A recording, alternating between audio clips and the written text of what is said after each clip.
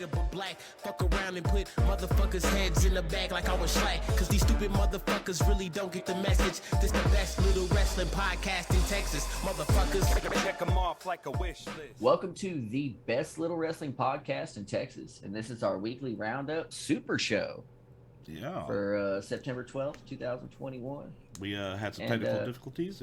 Yeah, we had a few technical difficulties, so we weren't able to do SmackDown or Rampage's reviews this week. But we're gonna deep dive into them during this, and since you're here, give us a like, subscribe, share it, leave comments, all that good stuff. We appreciate y'all's feedback more than anything. But yeah, so the top story this week, man, Mick Foley. With the burner. Dropping bombs. With the spicy burner. Dude.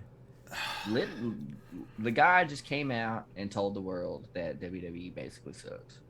Basically. And that it's not the place for wrestlers to want to go anymore.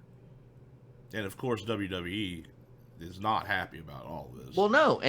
They're not happy because he's you right. You can't hit the nail any harder on the head than he did. You know, when he said that WWE is not the place that wrestlers aspire to go and be, that's like not their goal anymore, you're messing up.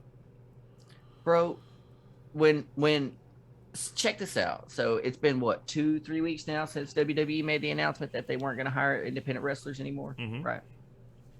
And in that time, AEW has contracted several independent wrestlers. Right, like Lee Moriarty, there's a couple of guys on the NXT roster that just got released that are going to be on upcoming Dark episodes. Yeah, and dude, like Alley Catch just made her Dark debut. There's a lot of independent wrestlers just rolling through there, bro, and it's fucking great because they hang on to some of them. They hang on to the really good ones. Well, not only that, but they actually get exposure. Yeah, right. But yeah, dude, like Lee Moriarty, bro, I've been watching that. That cat has been grinding on the independent scene, much like Daniel Garcia, like for the past couple years, longer, really. But to see him get signed, he's honestly one of my favorites on the independent. Like, dude, you seriously, especially now that he's in AEW and there's the opportunity for him to work with New Japan, bro. Lee Moriarty and Zack Sabre Jr. might make me bust like nuts. You know what I mean? Like, I have to change some pants and shit after watching a match like that because they're both amazing. Yeah. And but yeah, dude, for him to say that WWE isn't the place that wrestlers should be aiming to go for, that it doesn't look so enticing as it previously did. To make things even worse, look at all the other wrestlers that are behind him and supporting Mick Foley right now.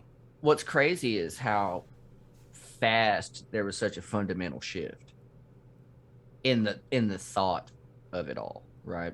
Because before, and we've mentioned it several times, that WWE is the big show, that's what most wrestlers strive to attain, is making it to WWE, at least to say that they got there, they made it there, they were contracted WWE wrestler for a minute, right?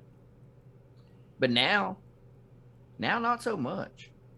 And you look at it, dude, look at everything that AEW has done in the past 6 months. Everything that they have done from the moment that fans were allowed back at shows has been so solid. Dude, remember we had talked about it before. They were basically just putting the brakes on all their creative that they had planned through the COVID. They were just pushing the brakes on it. And as soon as we got crowds back, they had all that built up. Yeah. Time to and invest. I mean, so it kind of sucks, right? Because them doing that is, I think, what really fucked Adam Page's whole momentum. I think that kind of putting everything on pause and putting Adam Page on pause repeatedly, I think that kind of killed his momentum. Now, when he comes back, because, like, have you noticed, dude, nobody's really talking about Adam Page. at all. Well, they're not dropping Right. any hints or anything. Dude, can you imagine what a Bryan Danielson Adam Page match would be like? Can you imagine that? Adam Page and CM Punk. Adam Page and fucking Adam Cole. Bruh. Fire. Right? But so nobody's mentioning it. Not even, right? and you know what's funny is they haven't even, like, CM Punk and Daniel Bryan didn't even mention them in their little. No, they didn't. Right. So I think they're fucking waiting. And when they do bring Adam Page back, I think it's gonna be fucking. I think it's gonna be big. I bet you it's gonna be the first major pop for a AEW grown wrestler, right? Because every big pop we've got so far is basically an ex WWE guy, right? Yeah, it's gonna be a huge pop for sure. Huge pop for an AEW original. Yeah. Hey man, that's cool, dude. I honestly think Adam Page is he needs to be the face of that company. Kenny Omega has too much other shit tied to him. Yeah, he has too much baggage. Japan. He has too much Japan tied to him more than anything, right? And so he's not really an AEW homegrown talent. I think they need somebody like Adam Page to put the belt on and, keep them consistently in the main event scene. I think that would be important. But I think they're getting there. Yeah. I think they're definitely making moves there. How much longer do you think he comes back? Because he's been away having his kid. So yeah, right. Well, there's no telling really. They could keep him. Honestly, it'd probably be better to keep him off for at least till next year. Because we're at the end of the year. Yeah. So next year they don't have any more pay-per-views this year, right? Or do they have one more? I think they have one at the very beginning of the year. Like this is a restart. Oh right, yeah. Because because they've had 2 this year. I think 2 this year. But yeah. So but man, just everything that they've been doing, to go through the week, right? All Out was on Sunday, and everybody knows that fucking pay-per-view just fucking killed. Like, it couldn't have gotten any better. Right? Mm-hmm. With all, like, the debuts were done right. The matches were great. It was all... And I watched it yesterday again. The whole thing. And it was fucking fan. We get Full Gear in November. Oh, yeah! Sweet! So we still got, like, another couple months of story building before Full Gear. Yep. Nice. Yep. So nice. Full Gear is the last show of the year. Nice. Okay. Cool. So we get one more pay-per-view. Nice. All right. That's cool. So yeah, I don't think it'll probably be the next pay-per-view after that when they bring Adam Page back. Yeah. Probably be the smartest play. Get some things really smoothed out. Let all these new people that just debuted mix into the, you know what I mean? Mix in real nice. Oh my! What happens? Hear me out. This is a what if. What happens when Daniel Bryan takes the title off of Kenny Omega at Full Gear, and they release the game like the next day, and it's got Bryan Danielson on the cover instead of Kenny Omega? My prediction would be shot out the water. You know what I mean? But that would still be awesome. What if it has Bryan Danielson and Kenny Omega on the cover? Ooh, like a yeah. When they release it the day of Full Gear or something like that. Mm-hmm. I kind of have a feeling there's going to be a bunch of people on that cover, or nobody at all. Honestly, dude, as far as like AEW's like merch and shit that they put out there and license, I've stopped trying to predict that shit. Have you seen the toys that they've been coming out with? Amazing. And not people. Yeah, bro. They dropped a Brody Lee, Evil Uno, Stu Grayson, all of the Dark Order, basically. The Lights Out match, Britt Baker. Like, with the glove interchangeable face. head. Yeah, man. So like, I didn't expect none of that, but I'm definitely and see, dude, I already be collecting a bunch of shit on top of Godzilla, like on top of all, because like I have for Look, people that don't for know. no, if you pan that camera that he's in up, it's like Yeah, Godzilla yeah, mecha. it's like all Yeah, there you Godzilla shit go. up there. There you go. Yeah. Yeah. So this room was basically just you know dedicated to Godzilla. You got to build some more shelves. I'm gonna have to come over. I'm gonna Well, have you come over and build some shelves for me. yeah, I got to finish them, but when I do, then things will change. But once I build the studio is when things will really change. Then I'm gonna bust out the mass collection and go horde. Yeah. But anyway, so coming off All Out, right? This week we had Raw, and they wanted to do a fucking Tag team turmoil. that literally went nowhere.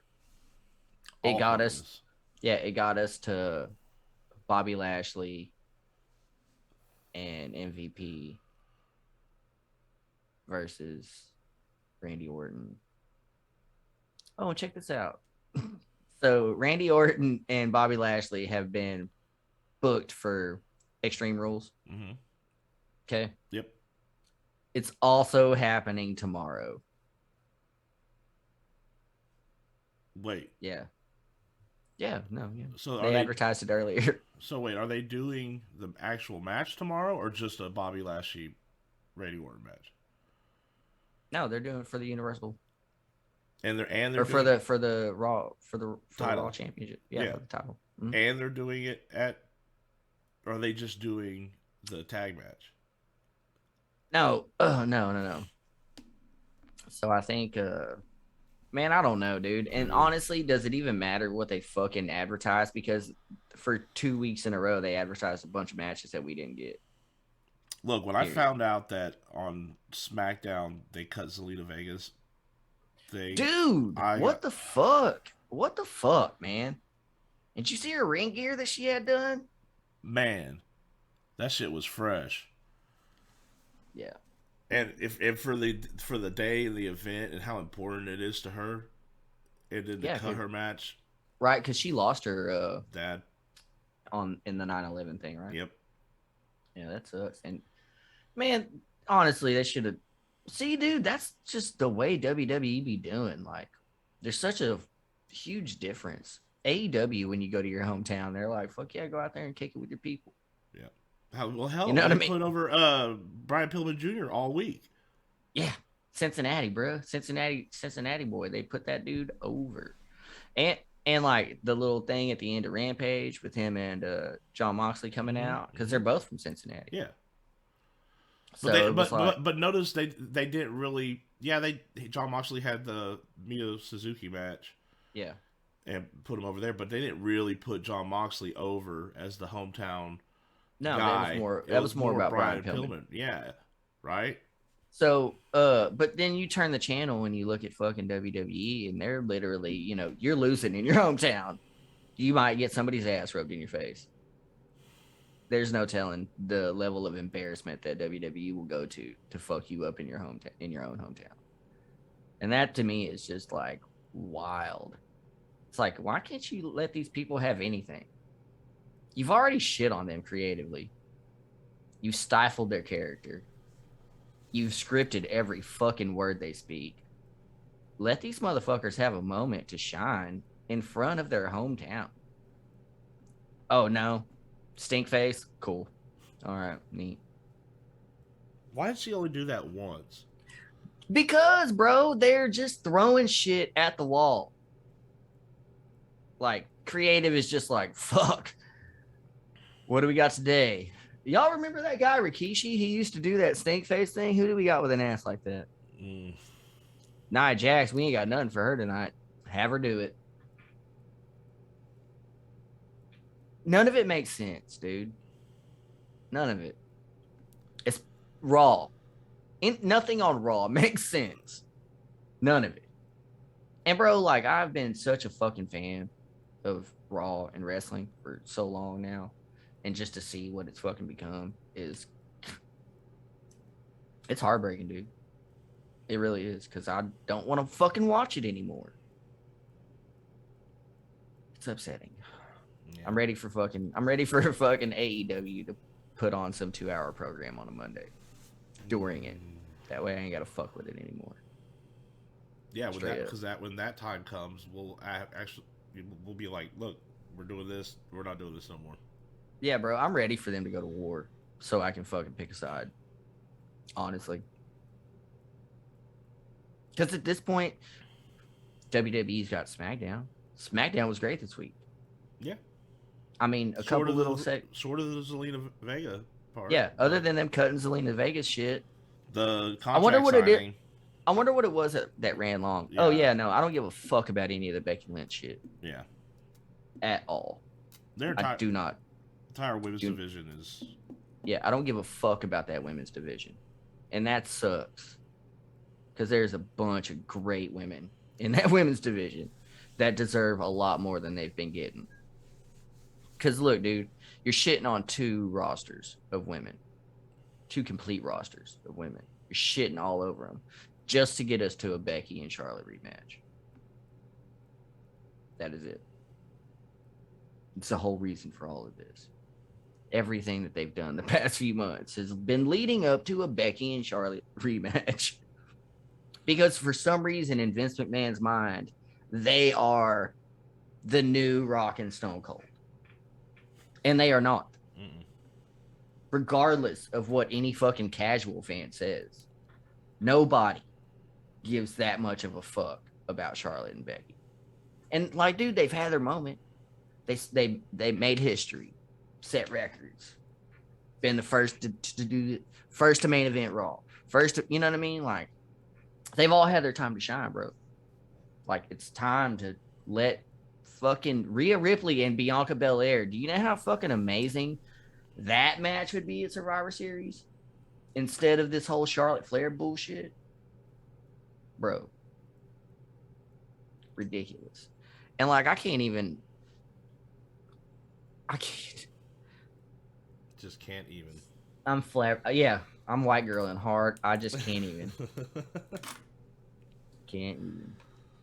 But and then so NXT was good. NXT was really good. You know, for the closeout show of the Black and Gold. Yeah, right. It was good. So, past 2 weeks of NXT have been good. Yeah, but so they showed the teaser trailer on the big screen at SmackDown, and the fans booed it. They said like a bunch of the fans booed it. Wow. So, and this is what I've been saying, dude, is I'm afraid motherfuckers are going to regurgitate it as soon as it fucking drops. And then then what? Then it just Then we just don't have any. Yeah. Then it's going to go back to being a 2-show program. Yeah. Yeah, I don't see NXT sticking around. They'll put it back on the network, Peacock. How much longer do you think USA is going to keep Raw on TV? How long are they going to Sci-Fi or some? Well, so I don't think USA will move Raw around because they're still near 2 million viewers a week. Even on their low side, it's 1.4. Right? Yeah. So they're not really, it's not the fact, they're not really like losing viewers so much. And like, that's the thing, is like people get a wild hair up their ass and want to watch wrestling for the first time. They're going to watch WWE. Yeah. So there's always this crazy rotation of first time viewers, last time viewers, right? So that's why AEW shit stays so solid, is because there's this core fan base that continues to watch.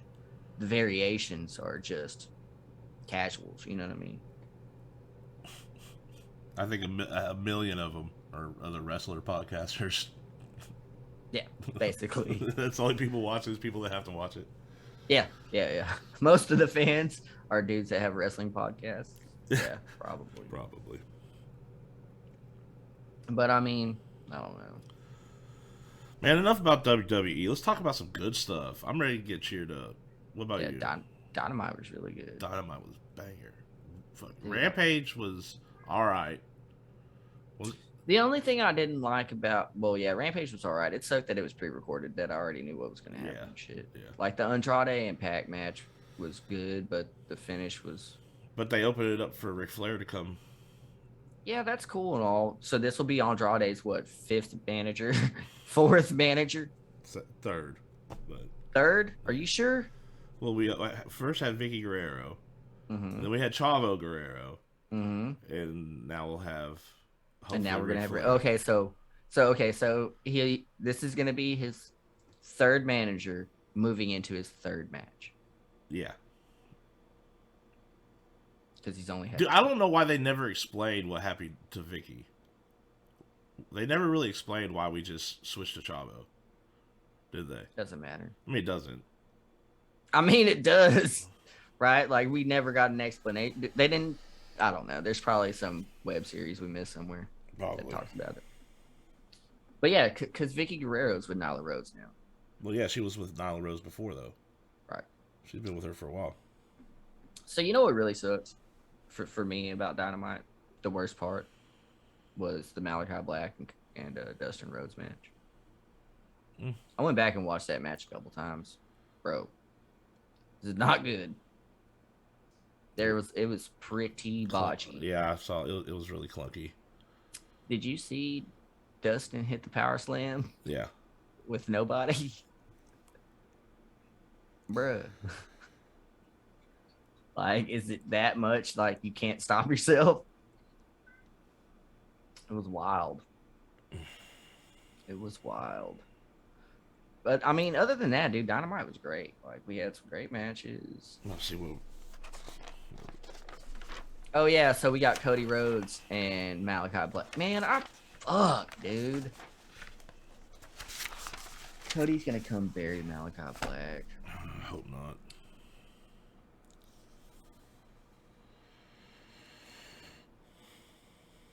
I hope Cody gets booed. I hope when Cody Rhodes comes out, people just boo the fuck out of him. That's what I hope. I hope they force the shift. I hope they force the turn.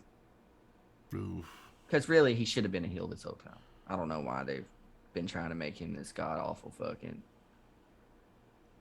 America's son, fucking America. pride of the country, fucking cutting promos that end racism and shit. Oh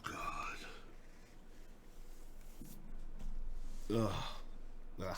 Let's put a nasty ass taste in my mouth. Well, Yeah, bro. Dynamite was still good. Dude, MJF on Dynamite tearing into the family. Oh my god. Yeah, apparently sent Brian Pillman's sister into labor. Yeah, no, him calling fucking Brian Pillman Jr.'s mom fucking Methany. God damn. Bro, I almost threw all my shit whenever fucking he said that. I was like, what? Oh man. Wow. That is something. That's brutal. Awfully spicy. I bet Brian Pillman's like, all right, so check this out. This is what we call my mom. We call my mom. We call my mom Methany. I mean, yeah. Yeah, I'm sure he's not a fan of hers, so he doesn't. Well, no, he lives with his aunt, so Yeah. he doesn't. Yeah, no, dude, and that's what I was saying before. It's like when you got piece of shit parents, like you move around. Yeah. You move on from it. You realize, like, I can't help you anymore. You've never helped me, so that's why I have so much respect for Brian Pillman Jr. because just the adversity of growing up for him. Yeah. He wasn't silver spooned and. Yeah, and how far he's come, and just how great of a dude he is, like at his core. Like, Well, you know, most wrestlers that come from a family of wrestlers have it good, right? have a good coming up. They got all this stuff, but not for him. He didn't have that. Well, no, I mean his dad died when he was young, real young. So after that, you get stuck with what you get stuck with. But yeah, dude, he came out on top. I'd say. Yeah. Great. I'm excited, dude. I think him and Griff Garrison are gonna have a great tag team title run when they get it Eventually. Yeah. They're gonna be one of those tag teams eventually that goes down. It's like, and then when they split them up, the eventual breakup in a couple years or whatever, like that's gonna be good. It's gonna push them both over. Yeah. Because Brian Pillman Jr. is a good singles wrestler too, and Griff Garrison. Both of them are really good. So they can do whatever the fuck they want to do. I just think Brian Pillman needs to have more of a character before that time happens. He needs to build himself up and have more of a... So you think being a junior, you think the junior gimmick doesn't really work so well?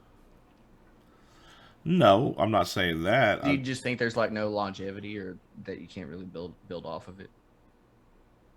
Because that's kind of how I feel. It's not the fact that he's just a junior wrestler. He doesn't have like his, for instance, his dad. His dad was fucking crazy. Yeah, well, he was the loose cannon. Yeah, the loose cannon. Yeah, so that's what made him a badass wrestler. It was his gimmick, his craziness, and all that. Brian Pillman Jr. He's just a really great wrestler. Yeah, well, I mean, he's just really like up personality-wise. He's like the polar opposite of his dad. Yeah. Which he's I'm not so saying calm. He's so calm and collected. He needs to be his daddy. I'm just saying he needs to come up with his own thing. Yeah. Yeah. To be a smooth operator, Brian Pillman Jr. There you go. Slide up in the boat. Yeah.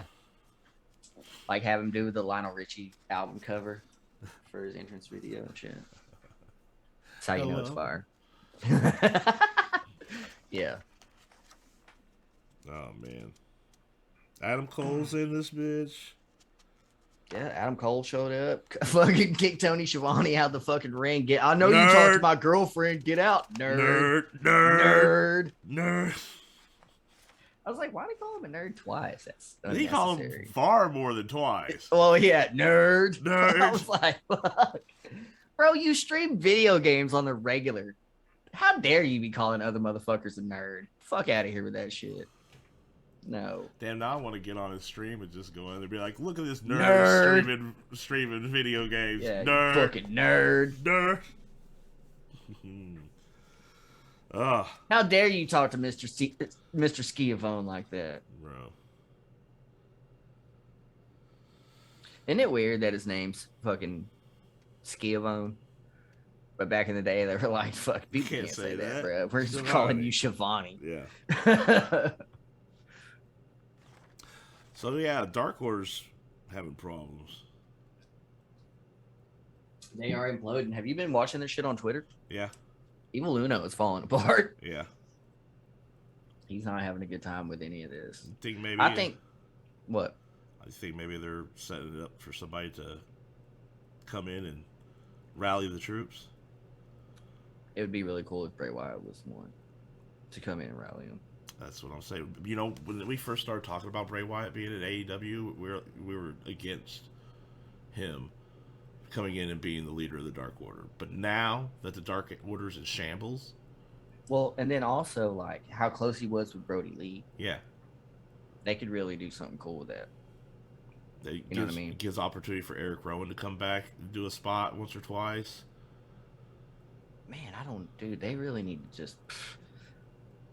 I know, like, I hate to say, just fucking hire all the WWE guys that are out there. But, fuck, man, dude, there's just some great talent out there that's kind of, like, not doing shit, so I'd really like... So, Bray Wyatt, or Braun Strowman is Titan now, I believe. Yeah. And I think he's going to Impact. Which, that'll be interesting. Dude, I think a fucking Braun Strowman Moose match.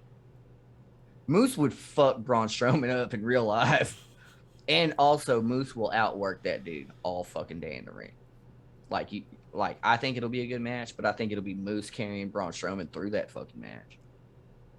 That motherfucker Moose can fucking wrestle, yo.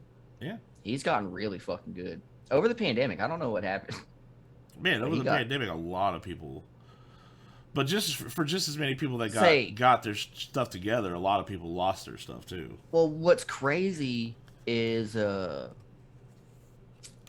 many independent wrestlers exploded after fans came back.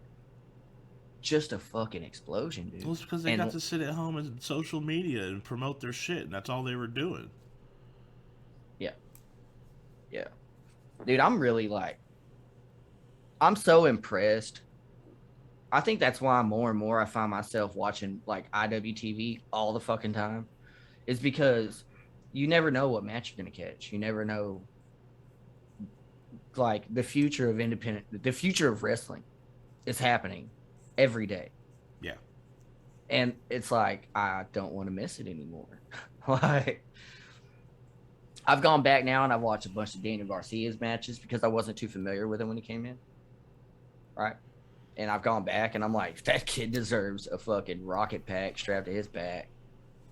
And they need to do stuff with him. Like he is just an amazing, amazing wrestler. And he's gonna just get better. And like he's got the wrestling part of it down and he's getting his promos down and he's getting his in-ring storytelling down. Like kid's gonna be like you won't be able to fuck with him after a while. And like Lee Moriarty. Yeah. And like now, like all these independent wrestlers, like they know that like AEW, they can strive to get there. And more than likely, if they're good, they'll get a chance. They'll get an opportunity. They'll get their shot. At the very least, they'll get an opportunity on Dark, to make something of themselves. Mm-hmm. Yeah, bro. And it's like, it's crazy. It's wild, dude. This whole thing that's happening in wrestling right now. WWE won't even hire him now. Who cares? Mick Foley was right, dude. Who cares? And I've been saying it. You don't need TV. You don't need a promotion. The independent scene is almost its own mainstream promotion. If you put them all together, add up everybody that's watching it all, right? It's the same. I'm sure those Probably numbers rival. Numbers. Yeah. I'm sure those numbers rival any other thing on TV. If you were to take every independent promotion and combine them all together with all their viewers, all their wrestlers, and everything, it would trump. And you want to talk about an independent promotion that's fucking exploding right now? Game Changer Wrestling. Yeah. Well, look at how many eyes they're getting with people like Jon Moxley and Nick Gage, Matt Cardona. Yeah, getting eyes on him. Moxley wearing a GCW hoodie down to his match. People are gonna look at that and be like, well, I wonder what that is. Oh, it's the promotion that he just became champion of the night before. Mm-hmm. Yeah. And dude, like I find myself far more excited for like the Game Changer Wrestling events. Anytime there's one of those cards, I'm like, fuck yeah, I'm paying the $14 to fucking to get this pay-per-view. Yeah. It's worth it. And then some. There's always great matches. There's always just, dude, and you won't find that energy in a crowd. It's just second. Well, I mean, they let their wrestlers roll right through the crowd. Not even like walking down the stairs on AEW. You got security around and all that and pushing people off. No, they're in the crowd, swarmed by all of their fans. Mm-hmm. Whenever there's a hot spot in the ring, all their fans come up and start beating on the ring and stuff. Yeah, it's good. It's good. Yeah, it's really good. I love that shit, dude. I'm so much more excited for independent wrestling than I have for I haven't been excited for anything WWE in a long fucking time. Mm-mm. Finn Balor coming back to the Demon. Yeah. But I'm really afraid I'm really afraid that he's gonna lose. And if they do that, then it was fucking pointless. How dare they? How dare they do that to the Demon? Yeah, he's undefeated as the Demon. Like, don't. This is how y'all fucked up the Fiend. Yeah, this is how you fucked up Fiend. Same way. If they make the Demon lose at Extreme Rules, you're doing the same just to protect Roman Reigns. When that man needs no protection anymore. No. He's gonna get over, however. He could lose his title and go insane trying to get it back. Title or not, yeah. Straight up. Yeah. Like, he won't be so calm and collected anymore. Nope. But I guess we'll find out at Extreme Rules. When is that? This Sunday? Next Sunday? Yeah. Yeah, next Sunday? I don't know. I'm not excited for it. Can't say that I am either. What matches?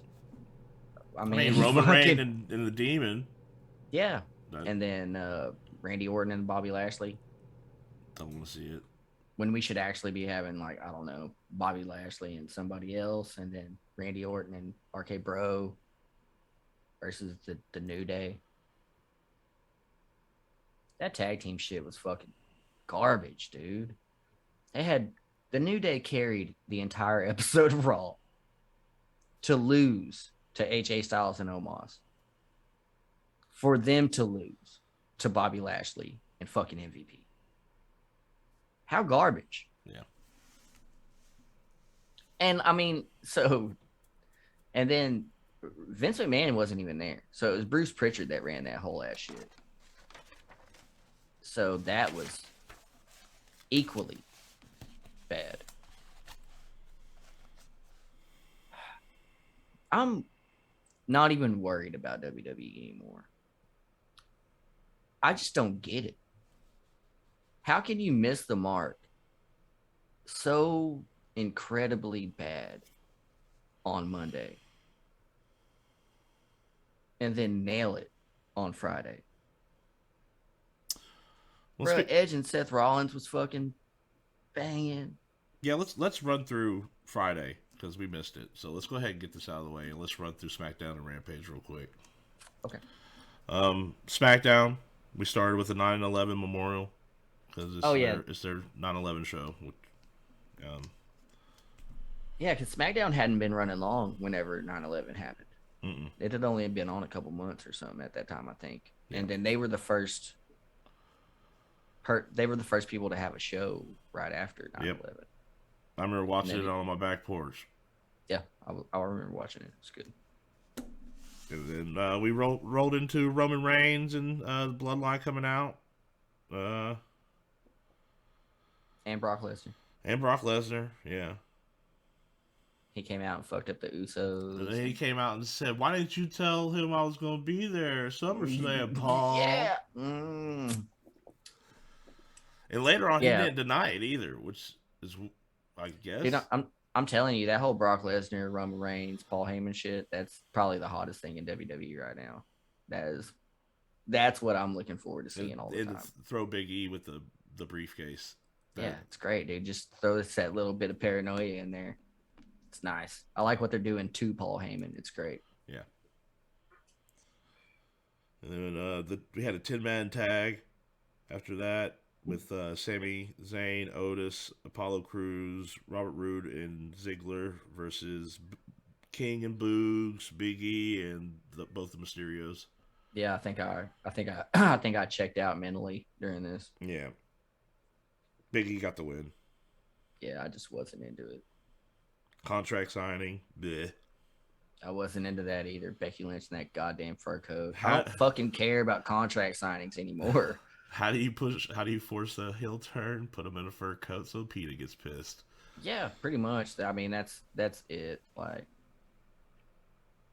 I don't know. That whole contract signing shit bothers me. Bianca Belair, sign it, sign it, sign it, sign it, sign it, sign it. I was like, oh my God, dude, say it one more time, don't you? Please. One more time. Say it, sign it. That shit started happening, and I was like, oh my God, stop. Yeah, I hate what they're doing with that whole thing.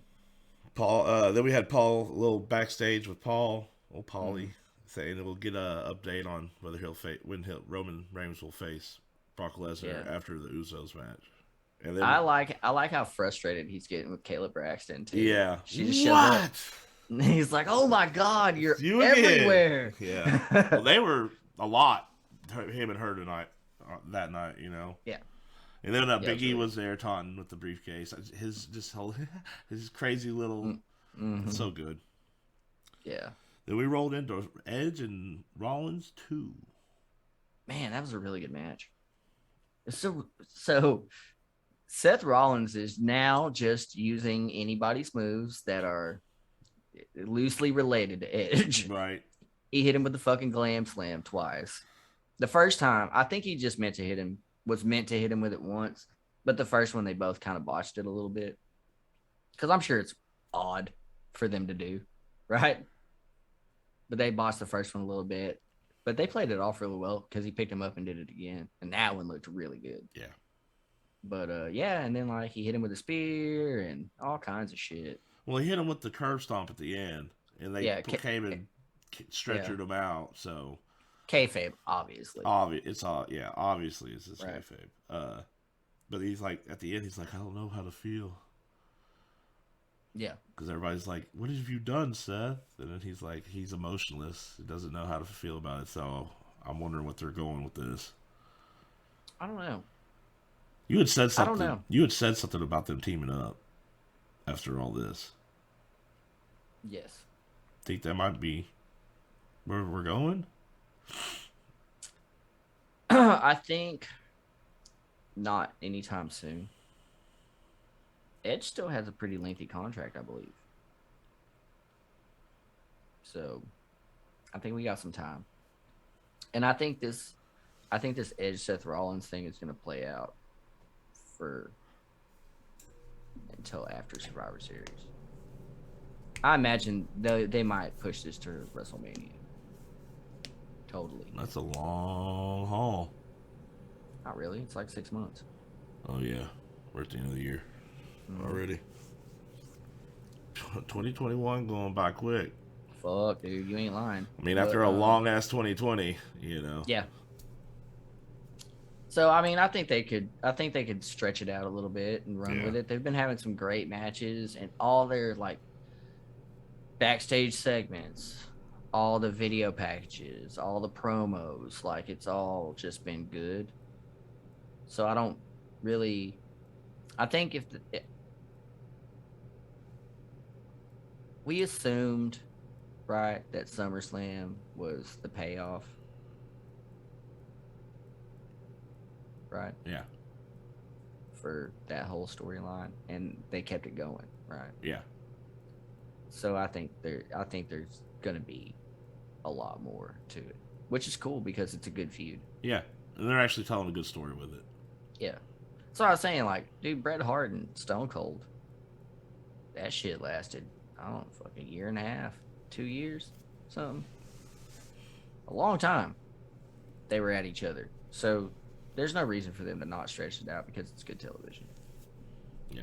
Well, we closed out the night with the Street Profits versus Usos. Man, that was really good. Usos were getting stomped the whole time. Yeah. Street Profits are great, dude. Montez Ford is the future. That dude is going to be champion 2023.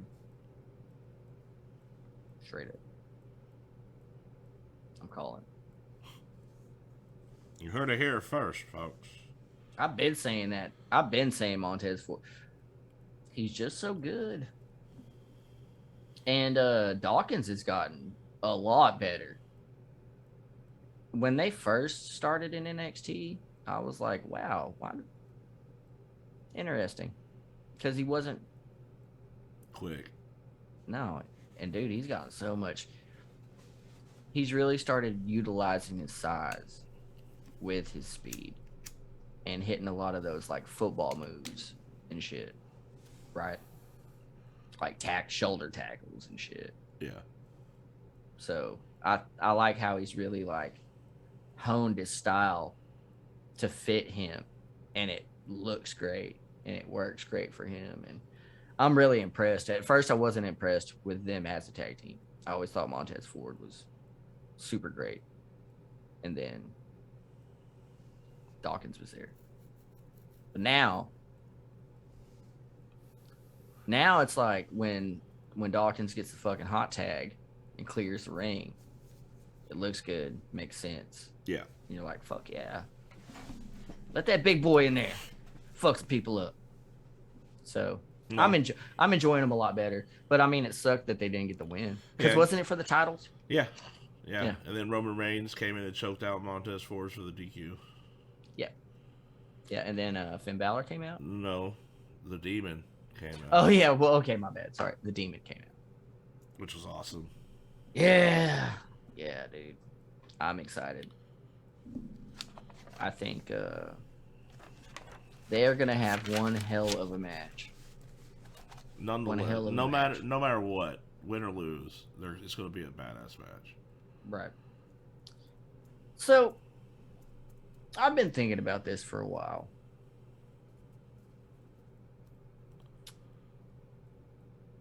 Do you notice the difference Between in wrestling on SmackDown and then wrestling on any AEW television program? the actual wrestling in it? The in-ring stuff itself.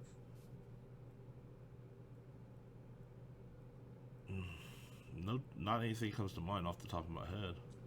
So next, you can do it on Raw too, but it's terrible. So the next, when Raw comes on tomorrow, watch it, all right, and you'll notice that in every match they'll hit certain spots of certain views, and like they have to get to these certain spots in the ring to do these certain things. You can tell that it's very meticulously planned out before they're ever in the ring. And then you can tell it's meticulously planned out for the shit that they're going to do in the ring. Right. Yeah. And then when you watch AEW, you can tell that it's not. Right. Yeah. Like, you can tell that these dudes, a lot of them are working calling the spots out. Yeah. The ring. Well, you saw in the Darby Allin CM Punk match. Granted, I'm sure they had that all planned out beforehand. Yeah, I'm sure see him going down, putting his chin in the top of Darby's head, and you know he's like, all right, let's hit this spot. Well, yeah, and see, that's the thing. I'm sure they had like 4 or 5 spots from that match, from that Bret Hart 1, 2, 3 Kid match that they had picked out that they were like, we want to do these spots in this match. And then they kind of just worked them in. Yep. Around other shit, because there was a lot more to that match. Oh yeah. And they didn't do the match verbatim. Right. Yeah. Yeah. So it's like go away, Oliver. I know. Dude's ridiculous. Yeah. But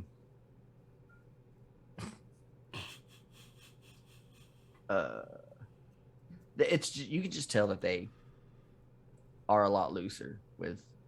They let the wrestlers really go out there and do it. Yeah, do what they do. Yeah, because Tony Khan's running creative. Tony Khan's the one that writes the shows and makes there is no wrestlers have creative control in AEW, contrary to popular belief. They do not. Think they have. Do they have creative control over the characters? No, there's certain language in their contracts that but they can make suggestions. But Tony Khan is writing the show. It's Tony Khan's creative. Tony Khan is the one behind it, right? Which is good because he's a fan. Yeah, no, and you can tell because it's good. Yeah. But I think Tony Khan tells him where he wants to go, and I'm sure he has people back helping him work out the finish, right? Yeah. But I'm sure he tells the wrestlers like, "Hey, this is where I want to go with this." Y'all figure it out. And then I think he just lets them tell the story on their own. Yeah. In the ring, which I think is great. And then I think he lets them do it on the promo, like on the mic as well. You can tell none of that shit's scripted. Absolutely. Right. So that's one of the things that I really have started noticing more and more is there's such a anything WWE feels real micromanaged. The commentary, it feels very repetitive, even though it's not. There's like a formula of everything that happens in WWE, and it's not like that in AEW, and I fucking enjoy it because it's like I was saying about All Out, right? Like you look back, if you go back and watch that pay-per-view, it's basically an homage to wrestling. It's like a tribute to wrestling. All of it. Every one of those matches was different in their own type of way. Yep. And they all harkened back to a certain kind of wrestling or a certain genre or a certain style. And it was very diverse, right? So it was like a tribute to what wrestling should be. And then you look at WWE and the shit that they're doing, and it's just the same shit recycled. They just churn that fucking machine. They try to make little tweaks with creative here and there, but you can go back and it's just the same shit repeating itself over. It's just plug and play. Right. And I mean, we get it. Like, it's wrestling. So there's going to be certain tropes that they're going to fucking continuously go back to, like heel turns, shit like that, people breaking up and all that. Right. So there's always going to be those elements of it involved. But it's all about how you do it. Right. And it's like we were saying that, like, AEW uses story points to get to matches. Yeah. WWE is using matches to get to story points. Yep. So it's like two completely opposite. They're honestly not. It's like comparing fucking football and basketball. Right. Even though they're the same. Well, it's comparing professional wrestling to sports entertainment. Yeah. I mean, honestly, and Vince McMahon says it. Like, you know, we make movies. Yeah. Not good ones, but we make movies. So I haven't seen an actual movie WWE's made that was good. So. See No Eagle's not bad. With Kane. Yeah, it's not bad. I mean, it's a fucking slasher horror flick, so it's better than a lot of the other shit I've seen. So better than Mrs. Marine or all the Marines are terrible. Let's not get fucking carried away. They're all fucking even terrible. John Cena's. Yeah. And John Cena's not a bad actor. What's that movie with Stone Cold? Which one? The one where they're on the island having to kill each other. I don't fucking know. Was that a WWE production? Yeah. That one was. I like that one. No. It has Sphinx in it, man. What was it, like Island of None or some shit? No. I can't remember what it was called. I know what you're talking about, though. Yeah. It's terrible, Brady. Go back and watch that shit. It's fucking horrible. How dare you say you liked it? You were high. Real high. So that's a highly likely scenario. But yeah, so we switched channels from Fox to TNT for Rampage, and it was good. Yeah, we finally got the Andrade Pac match. Oh, sorry, I called it, didn't I? What? At fucking on at the end of Dynamite during our review. I said we got that 6-woman tag match coming soon. Oh, yeah. Well, I mean, that was easy prediction. Come on, man. You don't have Riho run out there for no reason whatsoever and not... So, what I really like is that they did the old switcheroo with Red Velvet and Riho. They tried to put Red Velvet in there at first. Yeah. And then Riho, like the next week, it was Riho that did the run-in. And I was like, oh, what happened to Red Velvet? Right. You're not on the team anymore? What happened? But yeah, it was a good. I mean, I enjoyed the match. I really like watching Jamie Hayter wrestle. Yeah, she is really, really good, really good.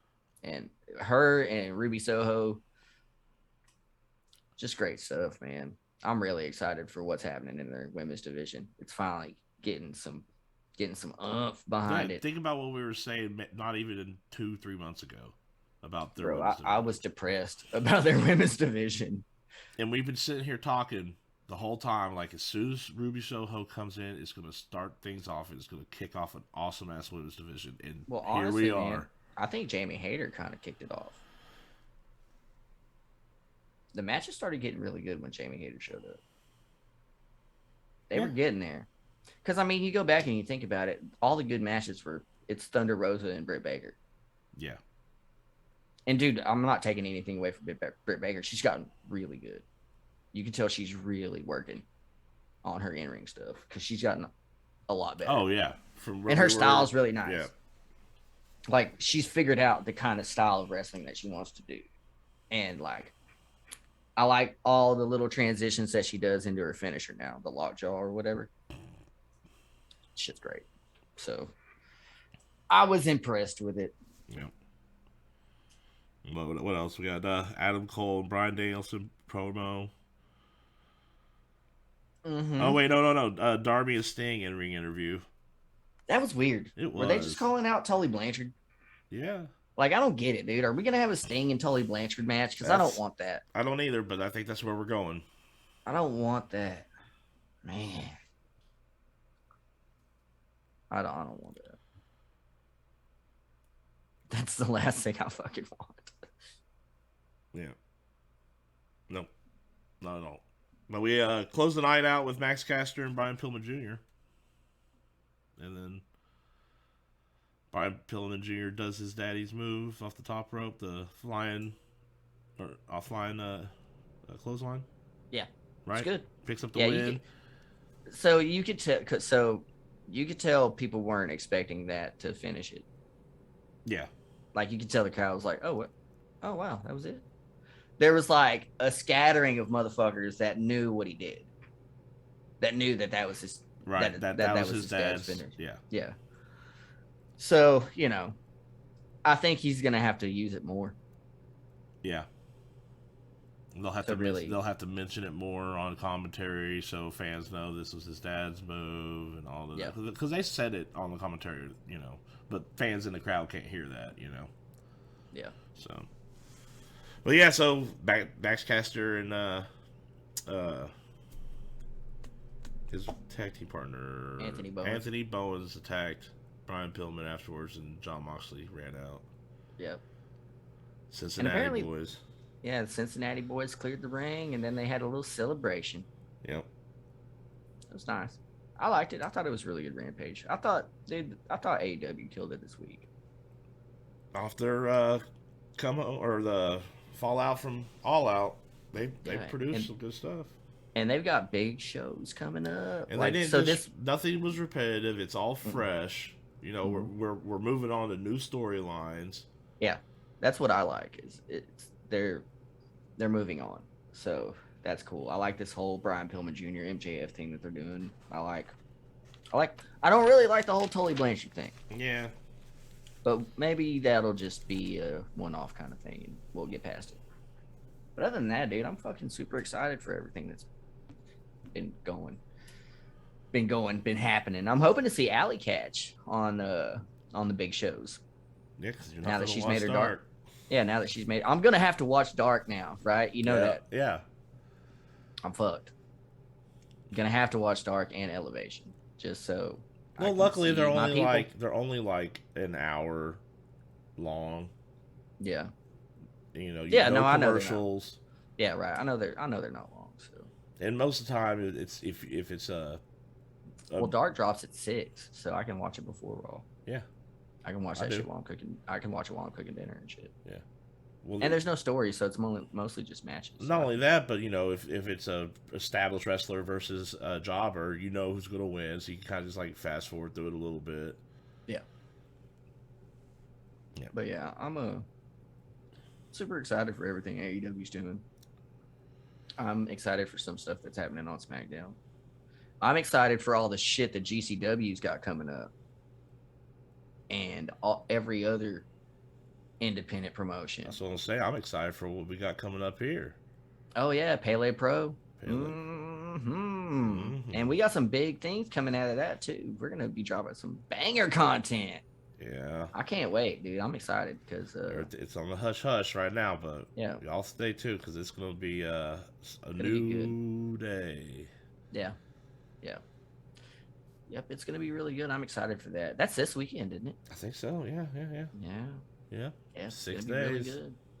Yeah. So who all's gonna be there? Fuego del Sol, Warhorse, Chandler Riggs, Lance Archer, Davey, Malico, Magnificent Malico. Yeah, Davey Richards.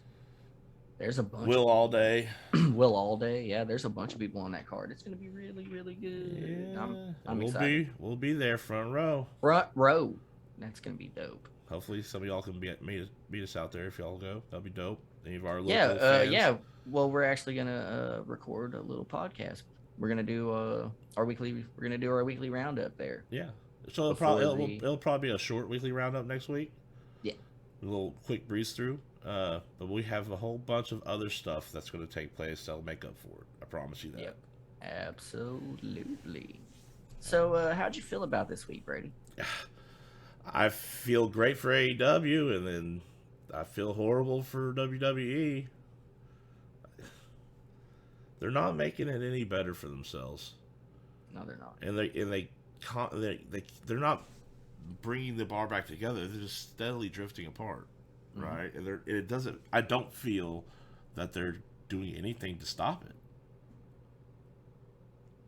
So I don't know, man. I'm excited as hell for AEW this week.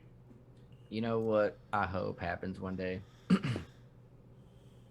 We get a Raw simulcast, like a SmackDown Rampage simulcast, where Nick Khan has bought WWE, right?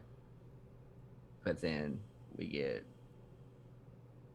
the Rampage feed, and Tony Khan comes out and he's like, "Oh, it says Khan on the contract, but it says Tony Khan." You know what I mean? Yeah. Like they do the whole McMahon buying WCW, but it's AEW this time, and it's Khan's. Be nice. I was thinking about that the other day. You could do that whole shit. You think they would just say, "Here you go, Sell? Vince, throw money at it, get rid of it"? I mean, I think eventually, after a while, it would make sense. I mean, then they could run 3 weekly shows. Monday, Wednesday, and Friday. Yeah, and then make Rampage 2 hours. Mm-hmm. You know, make their Monday show 2 hours. Wednesday, 2 hours. We have 6 hours of great content a week. I'd like, after a while, it's going to make sense for that to be the option. Like, they're going to start crushing them here. Well, you know, we've been saying for a long time, it seems that Vince McMahon is getting ready to sell. Like, he's all these cuts and everything, trying to boost profits. That's what he looks like he's doing. Yeah. Yeah, it looks like they're trying to tie it up, a nice ribbon around it all, and make it a nice package. But, yeah, because they've cut NXT's production crew. Yeah. It is, quote-unquote, a skeleton crew. So, brother, it's wild, man. Like, all the shit that's happening with WWE right now is just wild and disheartening for that company. And unexpected. Unpredictable. Yeah, and that's really what it is. It's volatile. Like, there's no telling what the fuck is going to happen. So, but AEW is fucking chugging right along. Chugga. Just getting stronger, man. Yep. And I'm excited for it. Yeah. So, you wanna take us out there, Brady? Well, I appreciate y'all being here with us for this long. If y'all stuck around this long, hit that subscribe, crush that like button, leave a comment down below what you're ready for this week and what you thought of last week, and hopefully we can see y'all at Pele Pro on the 18th in Arlington, Texas at the 360 Arena. It's gonna be a great show. I appreciate y'all. I'm the Real Fat Man. This is my homie Needles Kane. Peace. Shit like Big Van Vader but black. Fuck around and put motherfuckers' heads in the bag like I was slack. Cause these stupid motherfuckers really don't get the message. This the best little wrestling podcast in Texas. Motherfuckers. Check them off like a wish list.